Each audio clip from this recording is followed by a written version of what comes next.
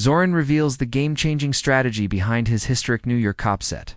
There's been a lot of analysis, a ton, on what your success last night and in the last couple of weeks means nationally for the Democratic Party. Unquestionably, it means something about how people campaign. But what do you think it means?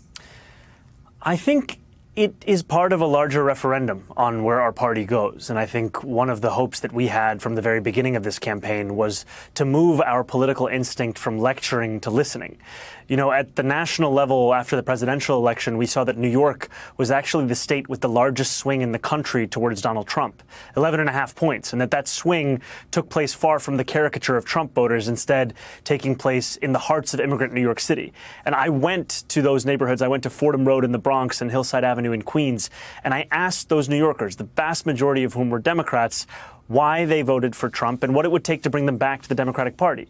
And again, what I heard from them was cost of living, was an inability to afford the very things they recalled being able to purchase 4 years ago.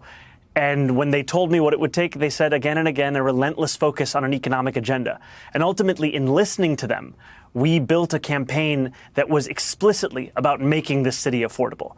And I think too often in politics, there's a desire to impose what you think the debate is upon the people that you're seeking to represent, as opposed to listening to the very issues that are making it difficult for them to keep calling the city that they love the city that they live in. Ultimately, this is a campaign about inequality.